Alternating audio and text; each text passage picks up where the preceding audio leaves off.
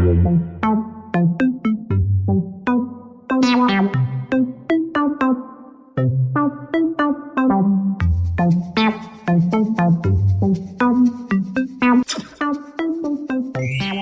quiere hacer alguna pregunta? Sí, sí funciona.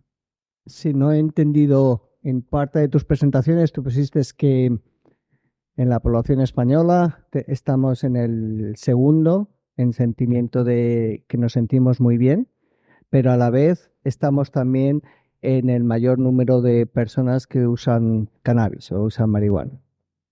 ¿Verdad? Nos sentimos muy bien. Había una diapositiva que hablaba de la salud. Los años de salud, de vida saludable o de años de vida saludable. Sí, y a no la estábamos vez, segundos, pero bueno, estábamos y a la vez somos el mayor consumidor estadísticamente de cannabis. Sí, eran datos de Europa, ¿eh? ¿Eh? Eran datos europeos. Sí. Como ironía. Eso es lo que usan los hippies para decir, estoy de broma. Todas las estadísticas para mí son muy valorables, se valoran mucho, pero muchas veces es difícil sacar conclusiones con estadísticas para hacer trabajos sobre muchos. Desgraciadamente para mí, los trabajos de campo, los trabajos experienciales tienen quizás valor. Los trabajos experimentales y de estadística también tienen valor, pero creo que se deben buscar con un poco de crítica, porque es muy fácil hacer generalizaciones y usar conclusiones usando solo estadísticas a nivel general. Un comentario solo. No, tienes toda la razón del mundo y de hecho está claro que yo he utilizado estos datos para manipular la realidad, es decir, en este caso en un sentido favorable, procurando transmitir un mensaje.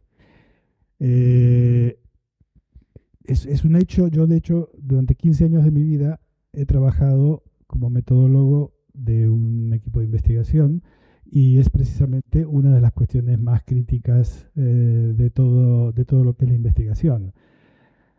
De todas formas, he de decirte que nosotros solíamos decir que toda estadística suficientemente torturada siempre acaba confesando. La cuestión es que hay que saber torturarla. Yo ya lo he hecho previamente y no me puedo poner como entendéis fácilmente, a desarrollar la metodología de cada uno de los... pero bueno, está claro que es así. Yo ya he hecho esa elaboración previa y creo que si bien, como te he dicho antes, son datos que están manipulados en el buen sentido, están hechos con un criterio de transmitir una imagen real, o por lo menos acorde a mi visión de la ciencia, o en este caso de los datos que he querido transmitir, pero estoy completamente de acuerdo contigo.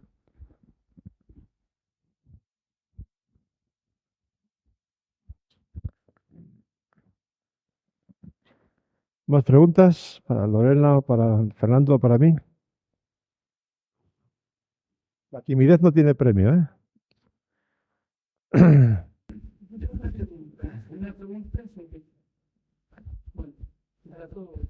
Yo tendré de competencia solamente en sobre mi y así las competencias que yo creo que me entienden perfectamente. Usted sabe lo que tenemos que pensar.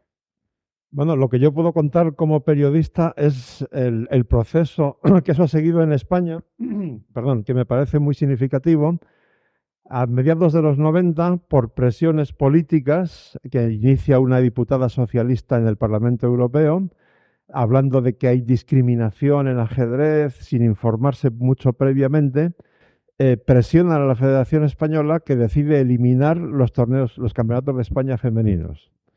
Pero a los pocos años, un grupo de las mejores jugadoras españolas firma una especie de manifiesto en la que pide que se vuelva atrás esa decisión porque consideran que ellas pierden motivación si, por ejemplo, la campeona de España absoluta femenina es la que ha quedado en el puesto 20X del Campeonato de España absoluto.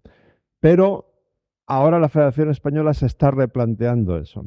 Ahora, este verano, el Campeonato de España Absoluto va a ser mixto, por razones de calendario, porque como se ha movido la Olimpiada de Ajedrez, eso ha obligado a la Federación Española a eliminar este año el Campeonato de España Absoluto femenino. Pero, según me contaba el otro día el presidente, eso va a ser una excusa para abrir un debate. ¿Hasta qué punto tiene sentido que en todas las demás categorías, desde sub-8 hasta sub-20, los campeonatos de España femeninos sean unisex, digamos, mixtos, y en cambio el absoluto esté separado en hombres y mujeres, con lo cual existe la probabilidad de que se elimine por completo? No obstante, aquí la opinión más importante no es la mía, es quizá la de las jugadoras en activo. Aquí tenemos a Sabrina y tenemos a Ana, cuya opinión vale mucho más que la mía, desde luego, en este caso, ¿no? No sé si alguna de las dos quiere animarse. Por cierto, aprovecho para aclarar que si suena mi teléfono y salgo corriendo, es la radio en directo, pero vuelvo luego, ¿eh? Realmente es parte de, voy a adelantar, hacer un pequeño adelanto de la ponencia. Por supuesto, siempre mi intención ha ido por ese sentido. Mañana diré precisamente que los que mejor me conocen, yo siempre he sido partidaria de la unificación de torneos. El ajedrez femenino a mí me parece que es un concepto que debe ir en sentido de la extinción. Si bien, por ejemplo, en cuanto al Campeonato de España Absoluto femenino, yo creo que la clave no está en las jugadoras que ya estamos en edad absoluta, porque pues cada una ya hemos tenido un recorrido detrás que bueno, ya los que vivimos con pasión, yo creo que Ana y yo perduramos hoy en día en ajedrez porque amamos el ajedrez, nos han sabido transmitir, ya lo decía Lorena, la importancia de ese amor y de esa pasión del ajedrez y por eso estamos aquí. Yo creo que la clave, sí es verdad, en esa relación de unificación viene de la base de los niños. Que el Campeonato de España femenino, que bueno, yo era partidaria de la unificación del Campeonato Absoluto, que se haga por separado, viéndolo siempre como una concepción de la fiesta del ajedrez española, pues no me parece que un torneo al año femenino vaya a hacer daño a nadie. Sí es verdad que en temas de iniciación, en temas de edad, la unificación de los campeonatos de España creo que ha sido, en edades de promoción, ha sido todo un acierto. Hay que transmitir a los niños que el título femenino puede ser una motivación extra para las chicas que continúen mientras destacamos, mientras podamos contar con esos referentes femeninos tan importantes y para, ya decíamos, ¿no? Las niñas tienen que ver para poder empezar a emprender un camino, pero bueno, yo creo que es el inicio de decir, hay retos, hay metas, el ajedrez femenino no existe, realmente lo que tenemos que ir es superándonos cada día, no solo las niñas, sino los niños, superándonos, queriendo ser mejores, no por nada, sino por nosotros mismos, así que por supuesto yo siempre he sido partidaria de la unificación y no tengo mucho más que decir. Una fiesta del ajedrez femenino en algún momento puntual creo que puede ser correcto, pero por supuesto tender, mi ponencia habla de la discriminación positiva, creo que hoy en día todavía es necesario apoyarla, todavía sufrimos esa desigualdad, sobre todo en términos de oportunidades, también lo mencionaré en mi ponencia, creo que es un concepto que hemos trabajado todos en común, aunque no nos hemos puesto para nada de acuerdo, no hemos compartido previamente nuestras ponencias y hemos llegado a la misma conclusión de que hasta que no se logre esa efectiva igualdad de oportunidades, tenemos que tratar de mirar las fórmulas para fomentar el ajedrez de las chicas.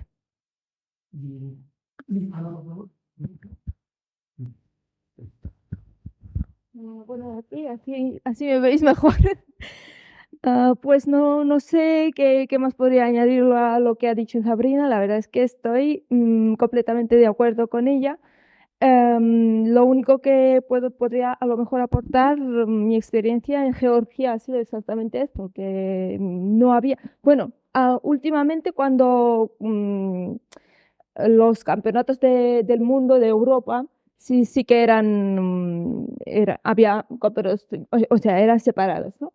Entonces, algunos jugadores se ve que se quejaban y entonces empezaron a hacer las dos cosas, o sea, los mixtos, donde jugaban todas las chicas, o sea, era lo mismo, y añadido a esto, un campeonato femenino que era más de lo mismo, pero no importaba para nada, o sea, era simplemente para que jugaran un torneo más las niñas. Pero desde siempre yo he jugado campeonatos mixtos y la verdad es que el otro día, justamente hace 2 días, David Yada, uno de los mejores fotógrafos españoles, lanzaba una pregunta en una red social de que si me podéis decir dos jugadoras que han ganado de la historia o de la actualidad que han ganado los dos campeonatos de su país, el absoluto y el femenino. Y él solo preguntaba por dos jugadoras, pero al final nos reunimos bastante, yo incluida, y que él desconocía. Él simplemente, yo creo que él mismo lo admitió al final, que él quería que la gente dijera Judith Polgar, pero Judith Polgar nunca había ganado porque un torneo femenino, un campeonato femenino de su país, porque nunca había jugado. Pero al final nos reunimos un montón de jugadoras que habíamos ganado el absoluto y el femenino ambos, y varios años. Yo en el 2004 gané las dos cosas, y Victoria Chmelite, un gran maestro muy, muy conocida, Nino Curcido, otra gran maestra georgiana, y un montón de jugadoras. Ahora ni siquiera podría enumerar a todas que han ganado los campeonatos, los dos campeonatos de su país, simplemente, y simplemente tendríamos que imitarles y nada más. Muchas gracias. ¿Algo que añadir o pasamos a lo siguiente? Vale. ¿Más? Fernando. Para los campeonatos del 15, los hay mixtos también en las Olimpiadas o en los equipos nacionales, por todo lo que ganó el equipo del club o el equipo de nacional.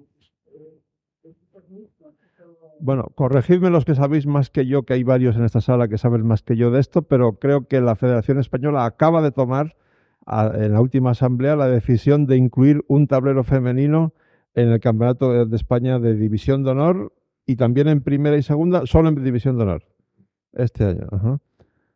No sé si alguien de los presentes que sabe mucho más que yo de estas cosas quiere ampliar la información o básicamente el dato es ese. Vale.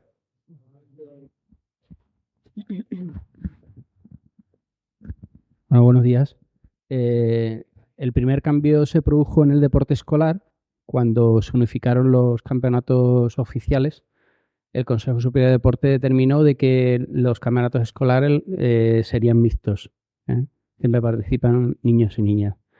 Y últimamente, y que creo que ha sido una decisión muy acertada por parte de la Federación Española, se ha incluido el tema de una chica en División de Honor este año. Yo creo que al final el que las competiciones sean mixtas hace que la chica que continúa jugando sea más competitiva, porque al final tiene rivales más fuertes y un poco cuando se jugaba ajedrez femenino, pues jugaban entre ellas y en un momento determinado quizás no tenían la capacidad de poder avanzar tanto, ¿no? Pero bueno, ahora yo creo que es positivo. Ana, ¿en Cataluña no hay una medida similar hace tiempo ya? ¿O estoy yo equivocado? A mí me suena... ¿No hay competiciones en Cataluña donde se ha obligado...? Ah, perdón. Hola, soy de la Federación Catalana. Hace poco que estoy al mando, así que vengo un poco a ver cómo está bien la situación. Ahora en Cataluña se juega un femenino de Cataluña que no tiene mucho éxito, la verdad. Este último año ha habido solo 12 jugadoras. Hace unos años, cuando se jugó más en Barcelona, más centralizado, hubo unas cuantas más, pero somos muy pocas jugadoras. Y estamos mirando también si vale la pena seguir haciéndolo, si no. Yo a nivel personal creo que es importante para reunirnos todas, vernos, conocernos, hacernos amigas, ir a más torneos juntas. Pero, claro, como evento social, como contaba Sabrina y Ana, está muy bien que exista. Quizás sí cambiar un poco el modelo, alguna cosa así, pero no sé. Y en edades se hace mixto todo. Y ahora hace poco se han quitado también los trofeos en edades, se han quitado en el de Cataluña de edades. Así está la situación. Muchas gracias. ¿Más?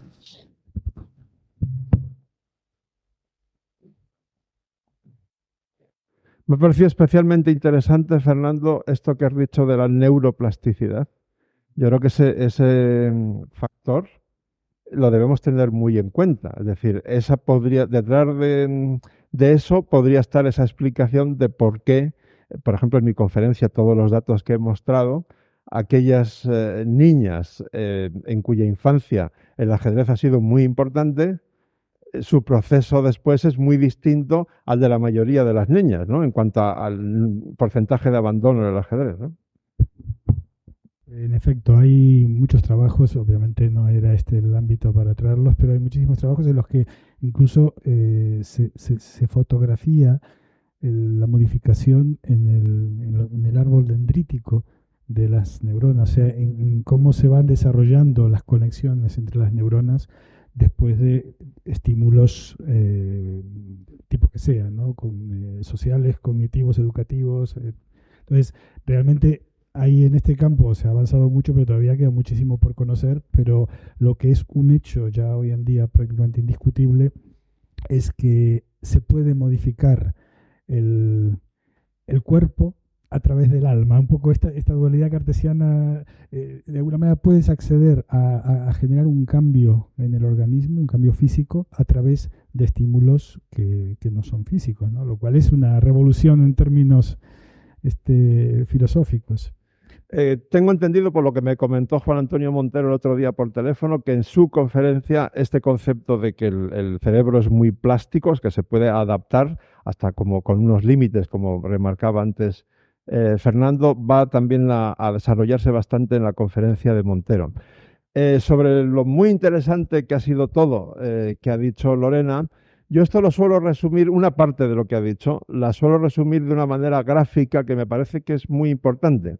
Es decir, Lorena y sus compañeros están demostrando en sus dos estudios que hay 3 niveles. Los 3 son positivos, pero uno es más que el otro y el tercero más que los 2 anteriores. Todo deporte es formativo por definición, siempre y cuando se practique sin caer en la obsesión, se practique de manera razonable. Ese sería el nivel 1. Nivel 2. El ajedrez es más formativo que todos los demás deportes, porque el músculo, entre comillas, que desarrolla es el cerebro. Y nivel 3. El ajedrez educativo, que es lo que ha explicado Lorena, estaría todavía por encima, sería más formativo que solo jugar al ajedrez y más formativo que todos los demás deportes. Esto me parece que es muy importante y, bueno, en algún momento, en los próximos años, vuestros estudios van a quedar como referencia internacional porque sois los primeros que habéis llegado a esas conclusiones, ¿no?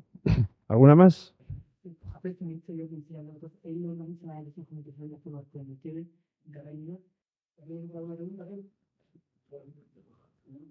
Pep, aprovecho para saludarte que antes no he podido. Siempre es un placer verte. Empezaba a hacerlo.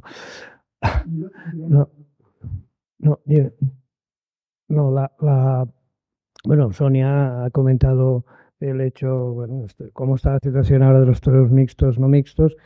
Es cierto que ya hace unos meses que está en este trabajo, pero yo hace bastantes años, y lo sabéis, hace 10 años estuvimos con Ana y con mis compañeros que han venido también de Barcelona, organizamos un congreso como este y este año, lo comentábamos con José Manuel, vamos a intentar en Barcelona, bueno, vamos a conseguir volver a realizar como el 11º aniversario de aquel congreso que fue de este talante. Y bueno, y ya os hemos dicho que os invitamos. No, la verdad es que allí hemos estado como club, nosotros que nos llamamos Peona y Peo, en euskera no sé cómo debe ser, Peoia y Peoi, algo así, ¿no? Bueno, pues somos el único club, me parece, que tenemos a la mitad de la humanidad metida ahí dentro. El club nació como un resumen del trabajo que hacíamos en las escuelas, pues ya hablaremos. Y bueno, y de ahí salió el club que era un club formado únicamente por chicos y chicas de entrada, que ahora han ido creciendo, los chicos han crecido, las chicas también, muchas chicas van desapareciendo, ciertamente, y los chicos, en cambio, pues también desaparecen algunos, lógicamente, en la edad universitaria y tal, después vuelven a aparecer, pero lo cierto es que, bueno, ahora estamos en División de Honor a partir de un trabajo que se hizo en las escuelas con niños y niñas, con un club que tenía el nombre de los niños y las niñas. Y ahí estamos. Lo que pasa es que el debate de si hay que hacer torneos femeninos únicamente, no premios, que es lo que mencionaba Sonia, esto ya lo hablaremos, supongo, en grupos de trabajo o en otros momentos, si hay que visualizar o acabar de, como se ha hecho durante 3000 años, de sacar a la mujer del mundo, o, no, o visualizarla por lo menos en el mundo del ajedrez. En los otros mundos, desde luego que está cada vez más visualizada, no hay duda, pero en el mundo del ajedrez, que es un mundo muy, muy peculiar, muy masculino, muy machista, y no hay ninguna duda, hay que trabajar mucho más, ¿eh? Y allí y más, bueno, no sé, ya lo veremos, supongo, en otros momentos, ¿no? Que el ajedrez, que es un duelo, que es una lucha terrible entre dos personas, que una ha de matar a la otra, pues esto resulta que está siempre. Y aparte de que los sitios donde se juegan los juegos de mesa, los juegos, siempre han sido sitios donde iban los hombres durante mucho tiempo, que solo hace 100 años las mujeres podéis votar. Todas estas cosas juntas y todo el tema de la publicidad, de los roles, de los juguetes, bueno, esto ha cambiado, pero muy poquito, muy poquito.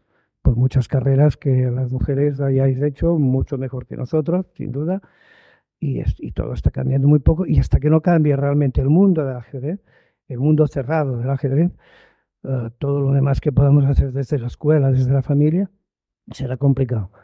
Pienso que es el mundo del ajedrez el que ha de cambiar, porque el mundo de la mujer está cambiando mucho. Muchas gracias, Pep.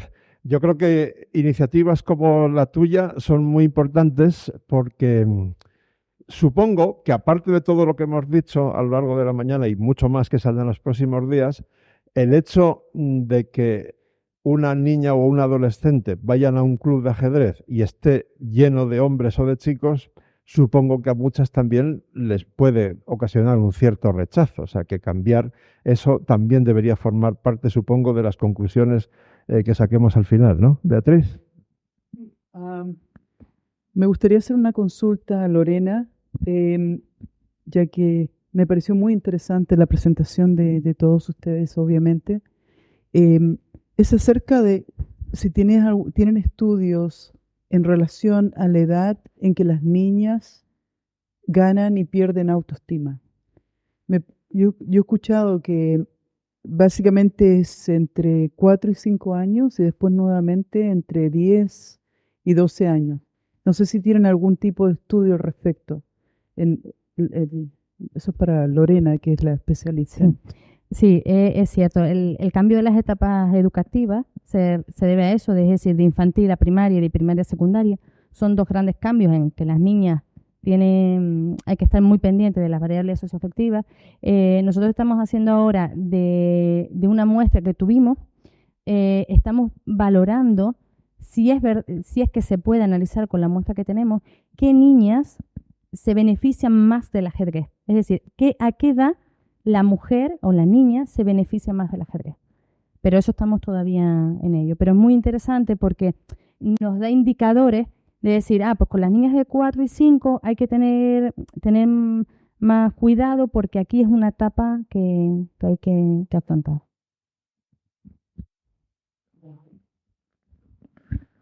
Por hacerte otra pregunta, respecto a edades, niños, niñas, donde sean más rápidas o menos rápidas para asimilar ciertos conceptos, visión espacial, no sé si me estoy explicando muy bien, cálculo, pues por edades y por niños y niñas. Si ves que hay alguna dificultad o rapidez que se les da mejor o peor a una edad u otra. Cuando nosotros analizamos los sujetos de la muestra, sí es verdad que se encuentran diferencias, porque las edades de los niños iban de 6 a 16 años. Entonces, claro, las adquisiciones básicas no son las mismas a los 6 que a los 8. Pero en principio se valoró respecto a su edad. Por eso el estudio salió publicado, porque si no, esa es una de las primeras cosas que como no cumple una serie de normativas, no te lo publica. En lo que vamos a sacar ahora, sí. Pero, sí. Al próximo. Sí, no muy significativas, pero sí hay algo.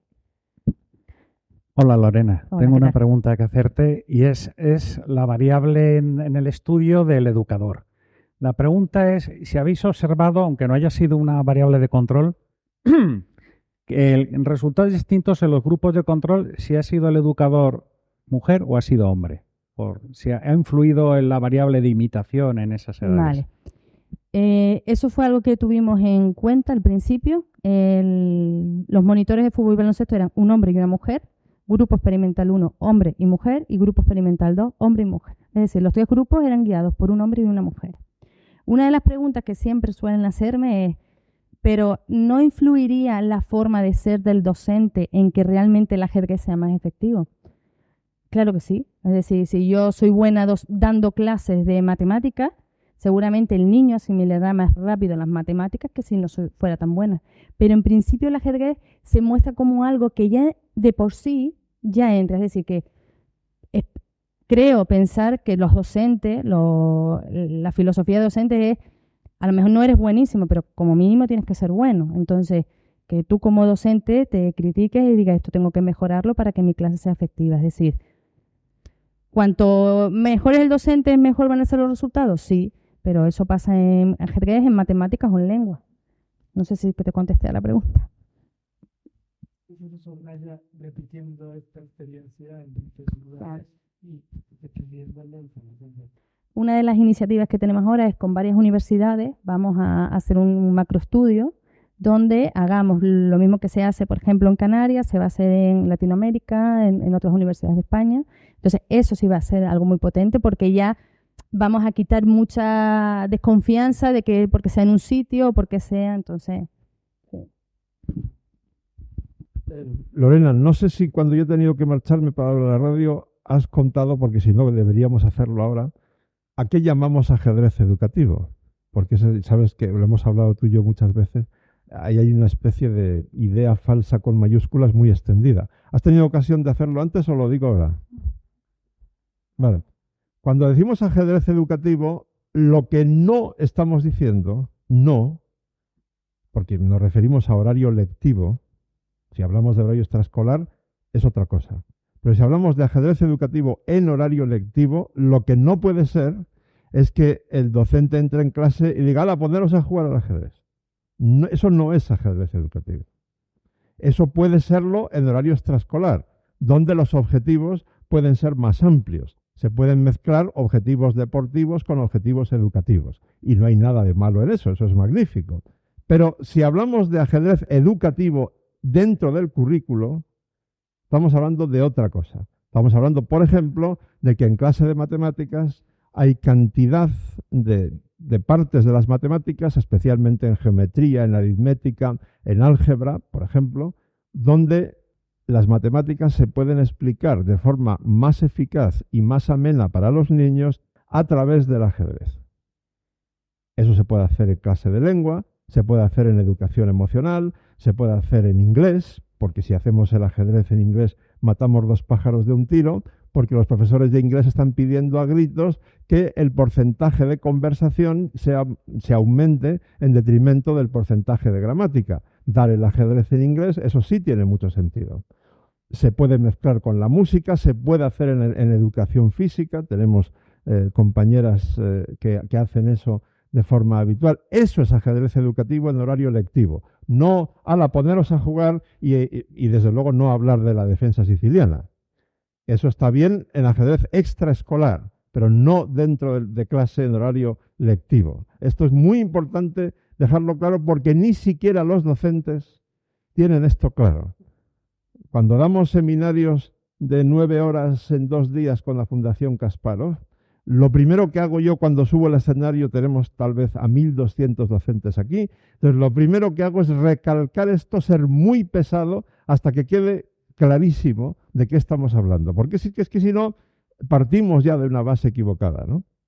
Y esto, por supuesto, si lo aplicamos al asunto niños y niñas, pues con más motivo es muy importante que lo hagamos de forma igualitaria para niños y niñas.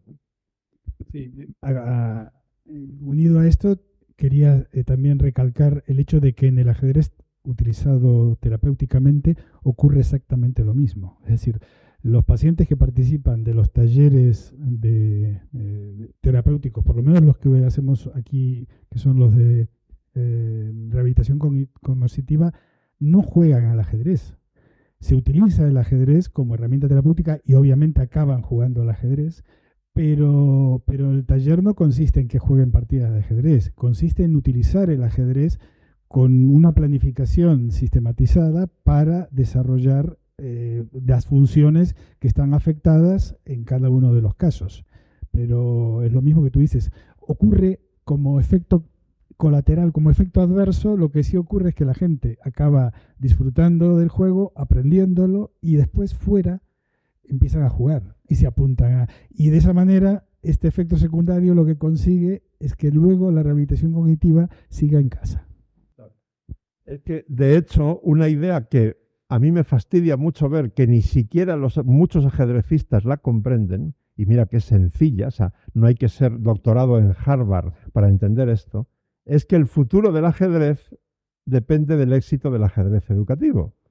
Y es sencillísimo, lo acaba de decir Fernando, es una pura estadística. Si nosotros conseguimos alfabetizar en ajedrez a todos los niños del mundo o de un país, obviamente, con que solo el 5% de todos esos niños luego pasen al ajedrez deportivo, el número de practicantes del ajedrez será muchísimo mayor que ahora y conseguir patrocinadores, apoyos de la prensa, de las autoridades, será mucho menos difícil que ahora. Es de cajón.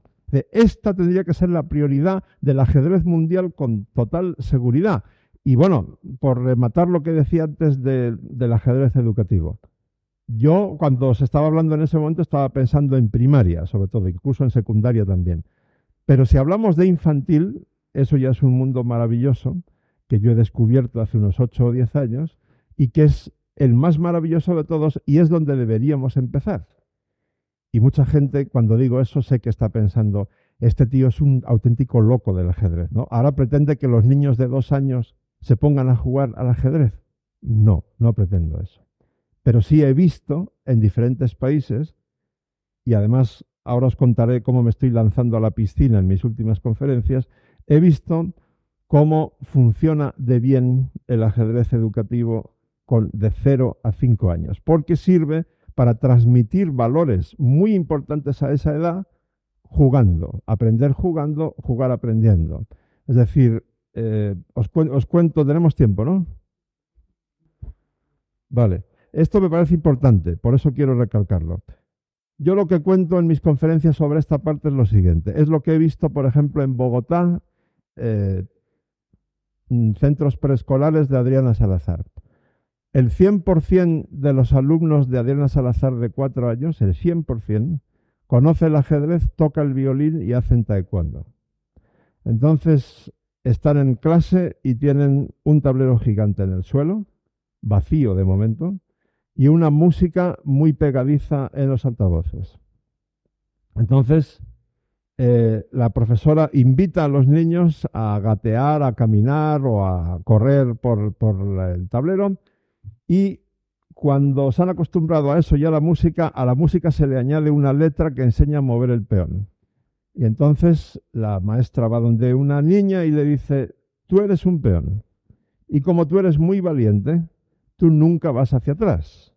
Y esta es tu columna. No puedes irte ni a esta ni a esa. Esta es tu columna. Y tú no puedes mover cuando tú quieras. Te toca jugar ahora, juegas, y luego tienes que esperar a que juegue tu compañero. Y solo entonces puedes volver a jugar.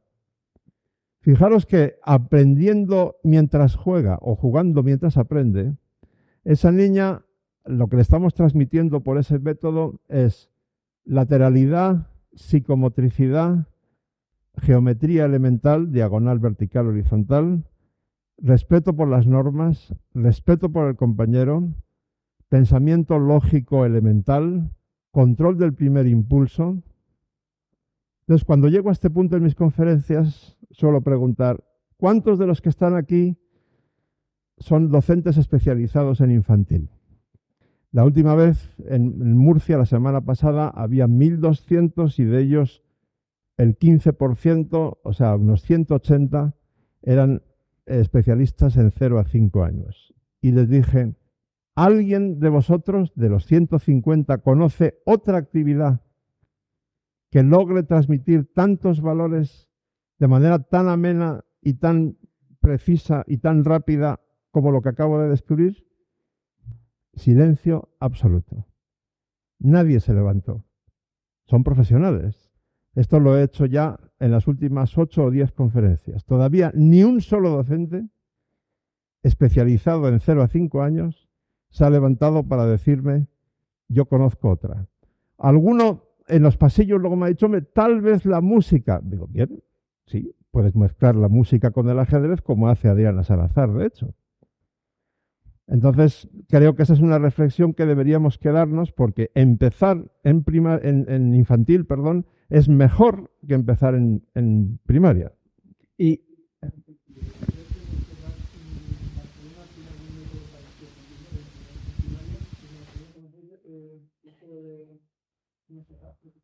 yo he estado en el Colegio Montserrat. En el Colegio Montserrat, que está considerado en muchos escalafones como el mejor de España, y en el Colegio Europeo de Madrid, donde también tiene mucho prestigio, también lo he visitado, utilizan el ajedrez como herramienta transversal e interdisciplinar desde los 2 años hasta los 12, desde 1998. Y huelga decir que están súper encantados. Hay una frase de la directora del Colegio Europeo de Madrid, Emma Pérez, que dice textualmente, esto lo ha dicho ante cámaras de televisión, dice textualmente, no existe ni en infantil ni en primaria ninguna otra herramienta pedagógica tan poderosa como el ajedrez por el número de conexiones interneuronales y entre los 2 hemisferios que producen. Esto, si lo dijera yo, tendría poco valor, ninguno. Pero lo dice alguien que lo lleva aplicando pedagógicamente desde 1998. En relación con eso, le quería preguntar a Lorena, porque estoy totalmente de acuerdo, incluso antes de eso, tú en tu gráfico has puesto que lo primero es la familia, después la escuela y después la sociedad. Siguiendo lo que tú acabas de decir, Leoncho, sobre empezar a trabajar de 0 a 2 años, la importancia de la familia en este proceso es fundamental, porque es la mamá o el papá que tienen ese conocimiento de poder hacer esos mismos juegos. ¿Hay algo que se está haciendo en España fomentando el uso desde temprano, con ajedrezes de jardín o lo que sea, con las familias? Yo he visto que tú has enseñado a los papás. Independientemente de eso, hay un proyecto de enseñanza con padres sobre la importancia y el poder usar en muchos aspectos, desde psicomotricidad, música, historia. ¿Hay algo aquí en Canarias, que es donde yo me muevo, ya muchas guarderías tienen ajedrez infantil? ¿Y ahí entran a los papás? Y ahí entran los papás también. Hacen actividades, en las guarderías muchas veces hacen actividades para que ellos sigan el trabajo que hacen en casa, ¿no? Y se está intentando, porque ven que funciona, entonces están empezando por ahí para que sea como una iniciación para cuando llegan a infantil. Pero nada más que a lo mejor el simple contacto, el que las manipulen, el que las ordenen. Es que en sí ya el ajedrez es lo que decíamos anoche cuando cenábamos. El que sean piezas, el que no sean todas iguales, ya produce un juego en el niño. El que las elaboren, el que todo eso, ¿no? ¿En otras partes de España? Yo me imagino que sí, que habrán... Me refiero a entrenamientos de padres. Por ejemplo, hay libros, cómo ser un papá, cosas que puedes enseñar al papá, el papá va a enseñar a los niños, los valores, todo eso. ¿Hay algo relacionado con entrenamientos en revistas de los padres o algo así? Hay iniciativas que se llaman escuelas de padres o la universidad para los padres. Por ejemplo, José Antonio Marina, que es uno de los 2 o 3 mayores expertos que tenemos en España en pedagogía en general, y en mi modesta opinión, una de las mentes más brillantes y mejor amuebladas que hay en este país. Él formó hace años, creó algo que creo que llama la Universidad de Padres o algo parecido, y que tiene bastante éxito. Tú querías añadir algo, me parece, ¿no? En la Universidad de Padres, hasta ahora creo que no. José Antonio suele utilizar el ajedrez en muchas de sus conferencias y, de hecho, ahora que está de vacaciones, se ha comprometido a elaborar un proyecto para que formemos un grupo de investigación para estudiar las conexiones del ajedrez con la inteligencia ejecutiva. Es decir, ya hemos demostrado, entre otras cosas, gracias a Lorena y sus compañeros, hace tiempo se demostró que el ajedrez desarrolla la inteligencia cognitiva y Lorena y sus compañeros han demostrado que desarrolla la inteligencia emocional. Y esta debe ser la radio, pero como han llamado muy tarde, les corto por lo sano y se acabó. Entonces, el esquema de esto sería lo siguiente. Nuestro cerebro formaría un triángulo. Entonces, tendríamos en los dos vértices de abajo serían la inteligencia cognitiva y la inteligencia emocional. Y el vértice de arriba sería la inteligencia ejecutiva. Los dos vértices de abajo están por debajo del nivel de consciencia. Es decir, nosotros no somos muy conscientes de lo que pasa en la inteligencia cognitiva o en lo emocional. Están ahí, pero no podemos realmente controlar qué está pasando ahí del todo. Y la inteligencia ejecutiva estaría por encima del nivel de la consciencia. Sería la sala de máquinas donde se toman las decisiones basadas en los conocimientos acumulados en la inteligencia cognitiva y los sentimientos acumulados en la inteligencia emocional. Y basándose en esas dos cosas, se toman las decisiones en la inteligencia ejecutiva. Si conseguimos demostrar que el ajedrez incide directamente en la sala de máquinas, entonces habremos completado el triángulo entero.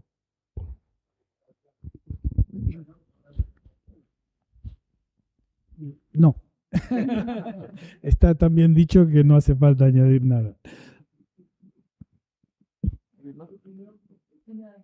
Hay una doctora norteamericana que hizo un estudio, se llama Teresa Park, justamente en cuanto a la inteligencia ejecutiva y el impacto que tiene en la toma de decisiones.